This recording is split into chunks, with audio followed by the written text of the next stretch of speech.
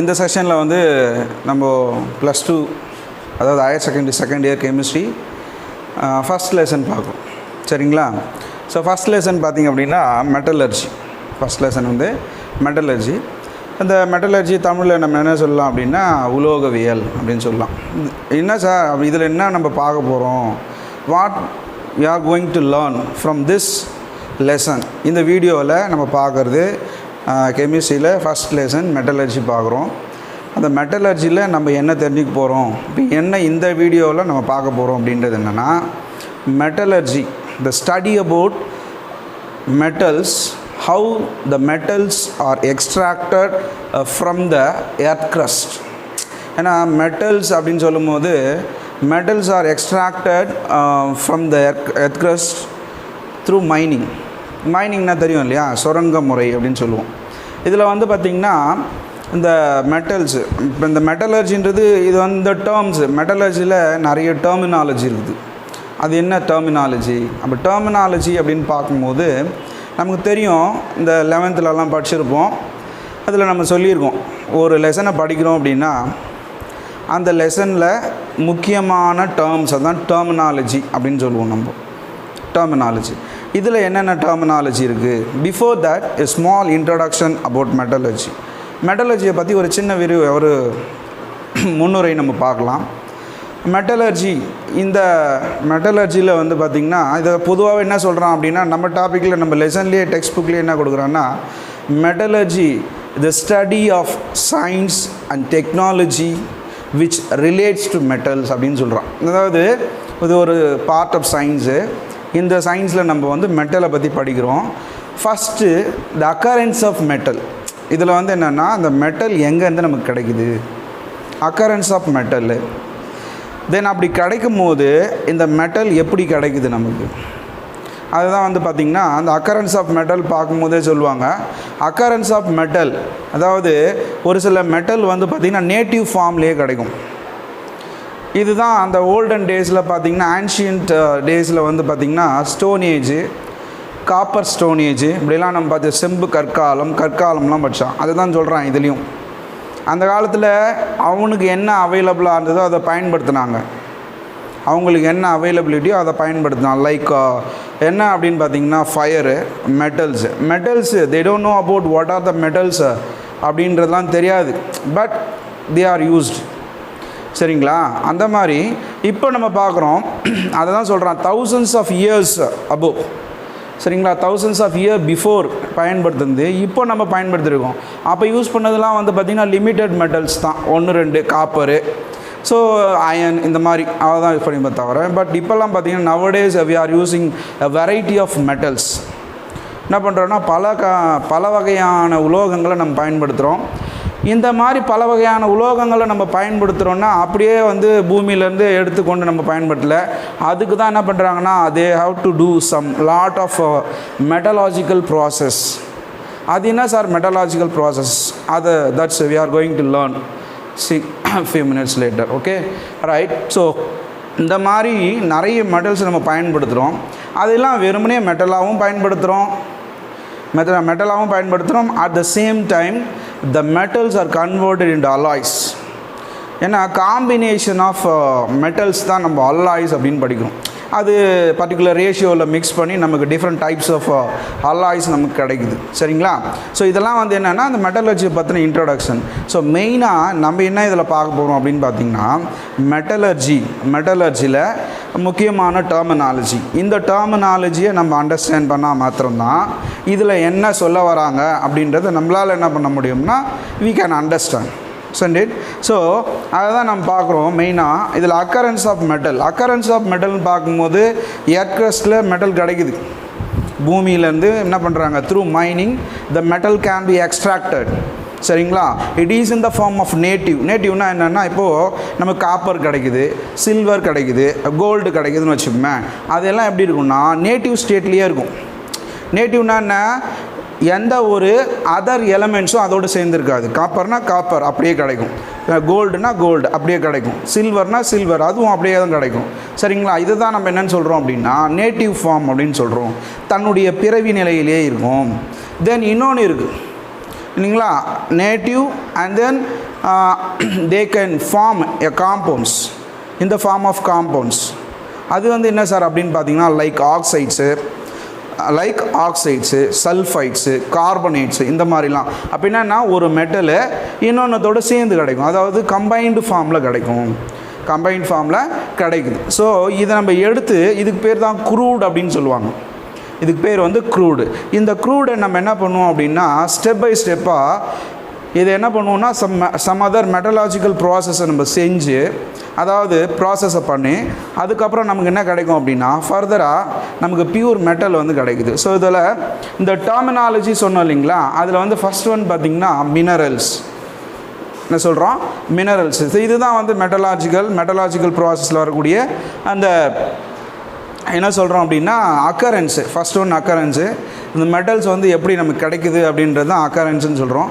தென் அந்த டெர்மினாலஜி வந்து first one mineral. இதை பார்த்திங்கன்னா தெரியும், நம்ம இங்கே எழுதியிருக்கோம் மினரல் அப்படின்றது என்ன அப்படின்னு பார்த்திங்கன்னா இட் இஸ் மினரல் அப்படின்றது வந்து பார்த்திங்கன்னா it is available in the earth crust obtained by in the form of native or other form, அதாவது என்னது காம்பவுண்ட் ஃபார்மில் கிடைக்குது. லைக் ஆக்சைடு சல்ஃபைடு இந்த ஃபார்மில் கிடைக்கும்.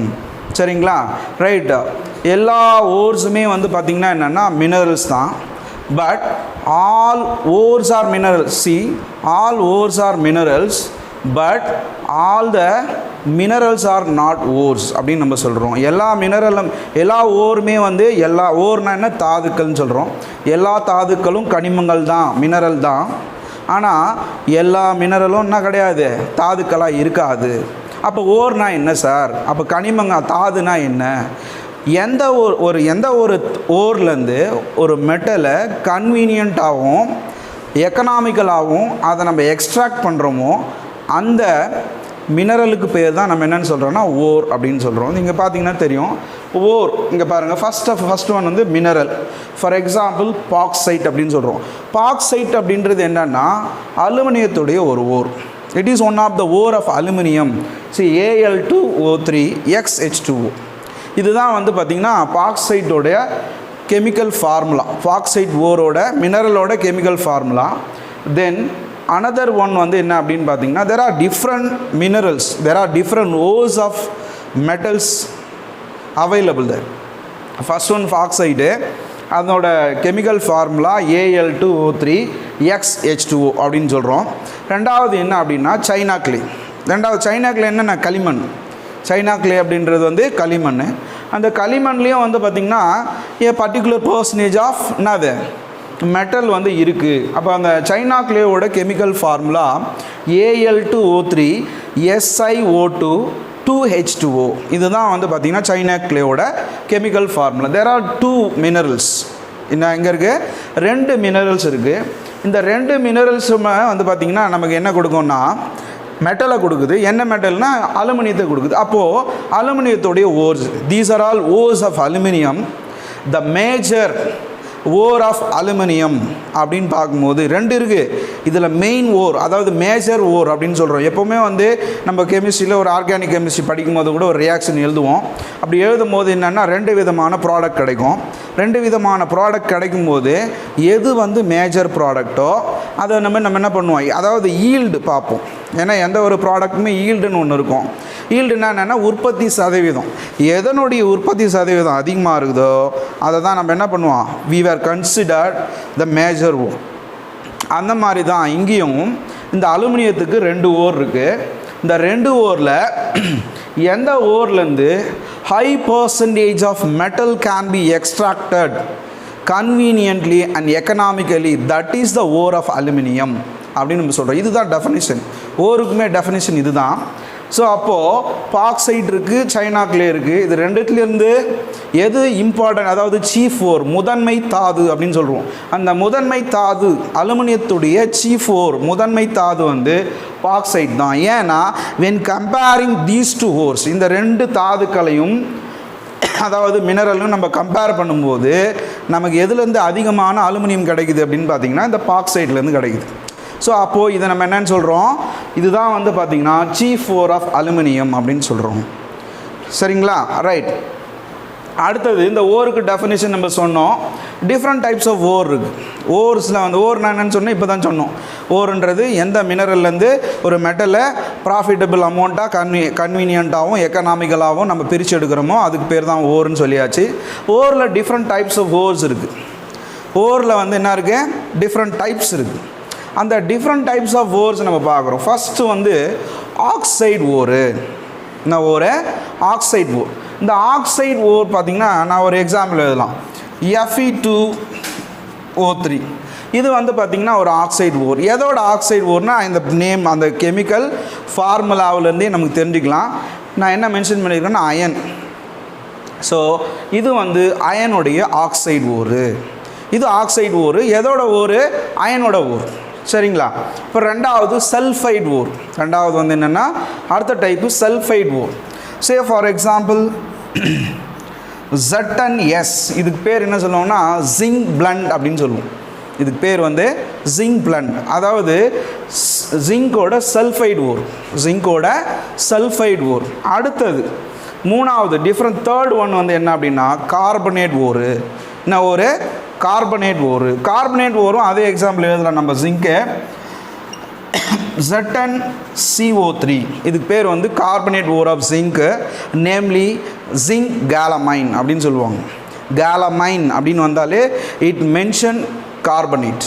ஸோ இது வந்து கார்பனேட் ஓர். அடுத்தது ஹேலைடு ஓர். இது மாதிரி டிஃப்ரெண்ட் டைப்ஸ் ஆஃப் இருக்குது. அதில் ஃபோர்த் ஒன் வந்து பார்த்திங்கன்னா ஹேலைடு ஓர். இந்த ஹேலைடு ஓரில் வந்து எக்ஸாம்பிள் வந்து AgCl, horn silver, silver glance அப்படின்னு சொல்லுவோம். Horn silver, AgCl, horn silver. இது வந்து பார்த்திங்கன்னா சில்வருடைய ஹேலைடு ஓர். ஸோ இது மாதிரி டிஃப்ரெண்ட் டைப்ஸ் ஆஃப் ஓர்ஸ் இருக்குது. First metallurgy. மெட்டலர்ஜினா the study about metals, how the metals are extracted from the minerals. So the metallurgical process were employed in the extraction and purification of metal from its ore அப்படின்னு பார்க்குறோம். அதில் first term வந்து mineral. Mineral அப்படின்னு சொல்லும்போது நம்ம சொல்லிட்டோம், மினரல்ன்றது என்னன்னு சொல்கிறோம் நம்ம, எதுலேருந்து எந்த ஒரு மினரல் அப்படின்றது என்ன அப்படின்னு பார்க்கும்போது, so anything can be, everything can be mineral, right? So in differentiate from the ore, there may be a difference between ore and mineral. மினரலுக்கும் ஓருக்கும் வித்தியாசம் இருக்குது. அதை நான் already I have mentioned already. திரும்ப சொல்கிறேன், மினரல் அப்படின்னு எல்லா தாதுக்களும் மினரல் தான். All ores are mineral, but all the ores are all the minerals are not ores அப்படின்னு சொல்கிறோம். எல்லா தாதுக்களும் கனிமங்களே, ஆனால் எல்லா கனிமங்களும் என்ன இருக்காது, தாதுக்களாக இருக்கிறதுக்கு there is no possibility, because I have explained. ஏன்னா ஒரு பர்டிகுலர் ஓர்லேருந்து மாத்திரம்தான் நமக்கு கன்சிடரபிள் அமௌண்ட் ஆஃப் மெட்டல் வந்து கிடைக்குது. சரியா? அப்போது அடுத்ததாக நம்ம ஃபர்தர் இதில் டைப்ஸை பார்த்தோம். இப்போ என்ன சொல்கிறாங்க அப்படின்னா, இதெல்லாம் பார்த்தாச்சு, மினரல்னால் என்ன, ஓர்னால் என்ன அப்படின்னு சொல்லியாச்சு. அப்போ இந்த ஓர்லேருந்து மெட்டலை எப்படி நம்ம எக்ஸ்ட்ராக்ட் பண்ணுறோம் அப்படின்றத பார்க்கும். அதில் தான் நம்ம என்ன சொல்கிறோன்னா, அதில் டிஃப்ரெண்ட் ப்ராசஸ், அதாவது different metallurgical process were employed in the extraction of metal from its ore அப்படின்னு சொல்கிறோம். அதில் ஃபஸ்ட்டு ஒன்று என்ன அப்படின்னா கான்சன்ட்ரேஷன். அதாவது இதில் என்ன சொல்லுவானா அப்படின்னா கான்சன்ட்ரேஷன் ஆஃப் ஓர்ஸ் அப்படின்னு சொல்கிறோம். கான்சன்ட்ரேஷன் ஆஃப் ஓர்ஸ்னால் என்னென்னா அடர்ப்பித்தல், தமிழில் சொல்லிக்கலாம். கான்சன்ட்ரேஷன் அப்படின்னா அடர்ப்பித்தல். அது என்ன சார் அடர்ப்பித்தல் அப்படின்னு பார்க்கும்போது, அடர்ப்பித்தல்னா நமக்கு கிடைக்குது ஒரு சில ஓர்ஸ் வந்து, அதாவது எப்படின்னா ஒரு சில மெட்டல்ஸ் இப்படி சொல்லிக்கலாம். ஒரு சில மெட்டல் வந்து நேட்டிவ் ஃபார்ம்லேயே கிடைக்குது, லைக் காப்பர், சில்வர், அப்புறம் கோல்டு, பிளாட்டினம். இதுக்கெலாம் என்ன சார் காரணம்? ஒரு சில மெட்டல்லாம் வந்து நேட்டிவில் கிடைக்குது, நேட்டிவ் ஃபார்ம்லேயே அவைலபிளாக இருக்குது. ஒரு சில மெட்டல் வந்து கம்பைன்டு ஃபார்மில் இருக்குது. என்ன காரணம் அப்படின்னு பார்த்திங்கன்னா, இதுக்கு தான் நம்ம என்ன சொல்கிறோன்னா, இந்த லேர்னிங் அப்ஜெக்டிவ்ஸ்லேயே கொடுத்துருப்பாங்க, எலக்ட்ரோகெமிக்கல் பிரின்சிபல்ஸ் அப்படின்னு சொல்லியிருப்பான். எலக்ட்ரோகெமிக்கல் பிரின்சிபல் இதுலேயே கூட நம்ம இதில் எக்ஸ்ட்ராக்ஷன் ஆஃப் இந்த கான்சன்ட்ரேஷன் ப்ராசஸில் டிஃப்ரெண்ட் டைப்ஸ் ஆஃப் கான்சன்ட்ரேஷன் இருக்குது. டிஃப்ரெண்ட் டைப்ஸ் ஆஃப் கான்சன்ட்ரேஷனில் ஒன் ஆஃப் த டைப் வந்து லீச்சிங் அப்படின்னு சொல்லுவோம். அந்த லீச்சிங்கில் சொல்லியிருப்பாங்க. லீச்சிங்கில் ஒரு ப்ராசஸ் வரும், என்ன அப்படின்னா சிமெண்டேஷன் அப்படின்னு சொல்லுவாங்க. சிமெண்டேஷன் அப்படின்னா என்னதுன்னா ஒட்டுதல் அல்லது இறுகி போதல் அப்படின்லாம் நம்ம தமிழில் சொல்கிறோம். ஏன்னா ஒரு சில வார்த்தைலாம் நியூவாக இருக்கும்போது அதுக்கு மீனிங் நம்ம தெரிஞ்சுக்கிறது நல்லது. அப்போ தான் என்ன பண்ண முடியும்னா அந்த கண்டென்ட்டு நமக்கு புரியும், அதை அண்டர்ஸ்டாண்ட் பண்ண முடியும். அப்போ சிமெண்டேஷன் சொல்கிறான். அந்த சிமெண்டேஷன் ப்ராசஸே என்ன அப்படின்னா it is based on the solubility. இந்த ஒரு சொல்யூஷனாக மாற்றுவோம். ஆக்சுவலாக அதை நம்ம பார்ப்போம், will be discuss on later.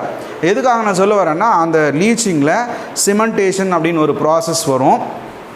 சிமெண்டேஷன்ற ப்ராசஸில் என்ன பண்ணியிருப்பாங்க அப்படின்னா கோல்டு எடுத்திருப்போம், கோல்டு எடுத்து சைனைடாக மாற்றிருப்போம், கோல்டு சைனைடு காம்ப்ளெக்ஸாக மாற்றிருப்போம். இதுக்கு பேர் தான் லீச்சிங், சைனைடு லீச்சிங்னு சொல்லுவோம். சைனைடு காம்ப்ளெக்ஸாக மாற்றிடுவோம். ஏன்னா நமக்கு வேண்டியது என்ன அப்படின்னா க்ரூட் மெட்டல் வேணும், க்ரூடு மெட்டல் வேணும்.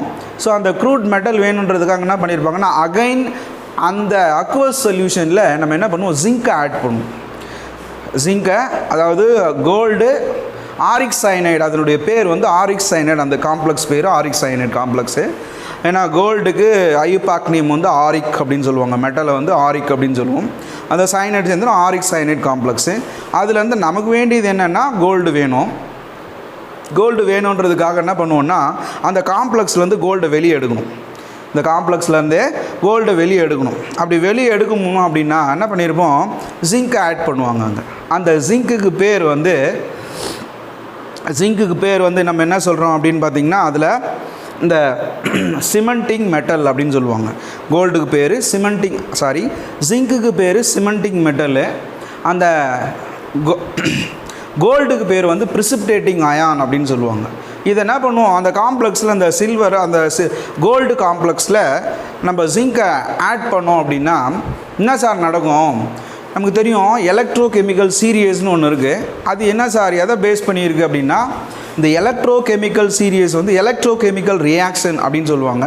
எலக்ட்ரோ கெமிக்கல் ரியாக்டிவிட்டி அப்படின்னு சொல்கிறோம். அதாவது என்னென்னா மெட்டல் ரியாக்டிவிட்டி சீரீஸ்னே ஒன்று இருக்குது. அதில் வந்து ஃபஸ்ட்டு இருக்கக்கூடியது வந்து பார்த்திங்கன்னா ஹைலி ரியாக்டிவாக இருக்கும், மிடில் ஆவரேஜ், கீழே இருக்கிறதுலாம் இன்னட்டாக இருக்கும்.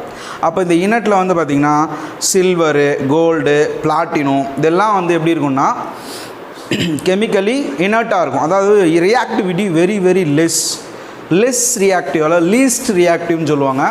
இந்த zinc when comparing zinc and gold, silver, platinum, இதில் ஜிங்க் வந்து என்னாங்கன்னா ரியாக்டிவிட்டி கொஞ்சம் அதிகமாக இருக்கும். ஸோ அப்போ ரியாக்டிவிட்டி அதிகமாக இருக்கும்போது இந்த கோல்டு காம்ப்ளெக்ஸில் அந்த ஜிங்கை நம்ம ஆட் பண்ணும்போது இந்த ஜிங்க் என்ன பண்ணும், ஜிங்க்குக்கு ரியாக்டிவிட்டி அதிகம். When comparing gold it can displace zinc can displace zinc can displace gold. அப்போ கோல்டு என்ன ஆகிடும் அப்படின்னா ரெடியூஸ்டு ஃபார்மில் வெளில வந்துடும் மெட்டலாக. அதாவது அதனுடைய ஆக்சிடேஷன் நம்பர் வந்து 0, ஆக்சிடேஷன் நம்பரு 0. ஏன்னா எவ்ரி மெட்டல் ஷுட் பொசஸ் இந்த ஃபார்ம் ஆஃப் மெட்டலாக இருக்கும்போது, நேட்டிவ் ஸ்டேட்டில் இருக்கும்போது த ஆக்சிடேஷன் ஸ்டேட் வில் பிகம் 0. இது நமக்கு நல்லா தெரியணும், ஆல்ரெடி படிச்சிருப்போம், பட் ஞாபகம் இல்லைனா கூட it is very much important. ஏன்னா இதை பேஸ் பண்ணி தான் அந்த தெர்மோடைனமிக்கல் ஸ்டெபிலிட்டி, அந்த எலிங்கம் டயக்ராம் இதெல்லாம் நம்ம படிக்க போகிறோம். அப்போ அந்த தெர்மோடைனமிக்கலி ஃபீஸிபிளாக ஒரு மெட்டலை வந்து மெட்டல் ஆக்சைடாக ரெடியூஸ் பண்ண முடியுமா அப்படின்ற கான்செப்ட்லாம் நம்ம படிக்கும்போது இதெல்லாம் ரொம்ப அவசியம். இந்த ஆக்சிடேஷன் நம்பரு, ஆக்சிடேஷன் ஸ்டேட்லாம் it is very much essential. அதனால தான் நம்ம சொல்கிறோம். அப்போ அந்த மெட்டல் வெளில வரும்போது என்ன ஆகிடும், மெட்டல் அயானு மெட்டலாக ரெடியூஸ் ஆகிடுது. ஸோ அப்போ அதனுடைய ஆக்சிடேஷன் ஸ்டேட் என்னவாக இருக்கும்னா 0வாக இருக்கும், ஆக்சிடேஷன் ஸ்டேட்டு 0வாக இருக்கும். ஸோ இது எதுக்காக நான் சொல்ல வந்தேன் அப்படின்னா எதுக்காக நம்ம இவ்வளோ தூரம் பேசுகிறோன்னா, நான் என்ன சொன்னேன், மெட்டல்ஸ் வந்து என்ன பண்ணால் ஒரு சிலது நேட்டிவ்லேயே இருக்கும், நேட்டிவ் ஃபார்மில் இருக்கும், ஒரு சிலது கம்பைன் ஃபார்மில் இருக்குன்னு சொன்னோம். அப்போ என்ன ரீசன் அப்படின்னு பார்த்தீங்கன்னா, the reason why what is the metal which is in the native then or என்னது கம்பைன் ஃபார்ம், இது ரெண்டுத்துக்குள்ள டிஃப்ரென்ஸ் வந்து பார்த்திங்கன்னா the least reactive metal it is இந்த ஃபார்ம் ஆஃப் என்ன இருக்கும், அப்படியே ஆசிடிஸ் அப்படியே இருக்கும், அதாவது மெட்டலாகவே இருக்கும். ரியாக்டிவிட்டி அதிகமாக கொஞ்சம் அதை வென் கம்பேரிங் லிட்டில் எக்ஸஸாக இருக்குது என்ன பண்ணோம்னா உடனே என்ன பண்ணோம், வேறு ஒன்றத்தோடு ரியாக்ட் பண்ணி ஒரு காம்பவுண்டை ஃபார்ம் பண்ணிடும். ஸோ அப்போ பேஸ்ட் ஆன் த ரியாக்டிவிட்டி ஒரு மெட்டல் வந்து நேட்டிவ் ஸ்டேட்லேயும் கம்பைன்ட் ஸ்டேட்லேயும் இருக்கிறதுக்கு ரீசன் வந்து அதனுடைய ரியாக்டிவிட்டி. ஸோ அதை தான் நம்ம சொல்ல வரோம். அப்போது இந்த சில்வரு, கோல்டு, பிளாட்டினம், காப்பர் இதெல்லாம் வந்து பார்த்திங்கன்னா நேட்டிவ் ஃபார்மில் இருக்குன்னா அது கொஞ்சம் ரியாக்டிவிட்டி கம்மி. when அதர்ஸ் வந்து என்ன இருக்குதுன்னா இந்த ஃபார்ம் ஆஃப் காம்பவுண்டாக இருக்குது, அதாவது கம்பைன்டு ஃபார்மில் இருக்குன்னா அது கொஞ்சம் ரியாக்டிவிட்டி அதிகமாக இருக்கும். அதனால் என்ன பண்ணோம், சல்ஃபரோடவோ ஆக்சனோடவோ இல்லை சல்ஃபேட்டோடவோ குளோரினோடவோ சேர்ந்து ஒரு கம்பைன்ட் ஃபார்மில் இருக்குது. அதுக்கு எக்ஸாம்பிள்ஸ் தான் நம்ம இங்கே எழுதியிருக்கோம். இந்த different types of ores or it is இந்த கம்பைன்ட் ஃபார்ம் அப்படின்னு சொல்கிறோம், கம்பைன்டு ஃபார்மு. ஸோ அப்போது இது மாதிரிலாம் இருக்கும்போது நமக்கு வேண்டியது என்னென்னா வெறும் க்ரூட் மெட்டல் தான் வேணும். அப்போ இந்த crude metal we need only the crude metal. From the crude metal என்ன பண்ணலாம், we can refine or we can purify by suitable method.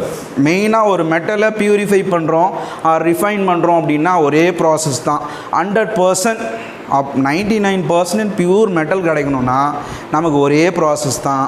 அது என்னடான்னா எலக்ட்ரோலைட்டிக் ரிஃபைனிங், மின்னார் தூய்மையாக்கல் அப்படின்னு சொல்கிறோம். சரியா?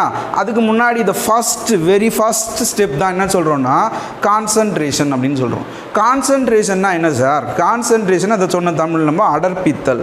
ஒரு ஓரை எடுக்கிறோம், ஓரை எடுத்து க்ரஷ் பண்ணுறோம்.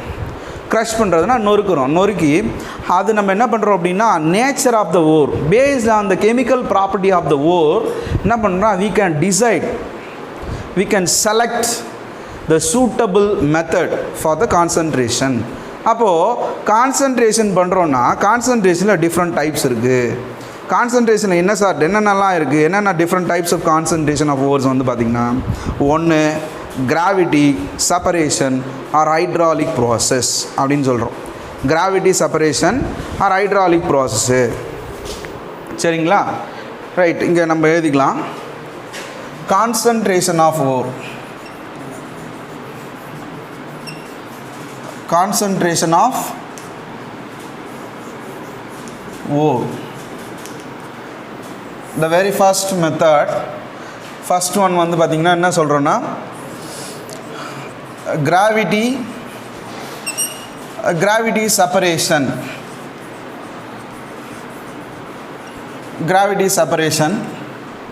சரிங்களா? அடுத்தது ரெண்டாவது என்ன அப்படின்னா கிராவிட்டி செப்பரேஷனுக்கு அப்புறம் ஃப்ராத் ஃப்ளோட்டேஷன் ப்ராசஸ்ஸு.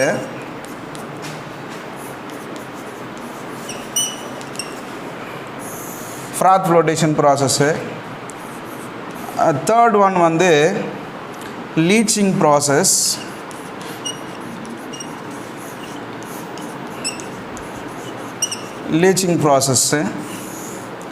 இந்த ஃபோர்த் ஒன் வந்து என்ன அப்படின்னா மேக்னெட்டிக் செப்பரேஷன்.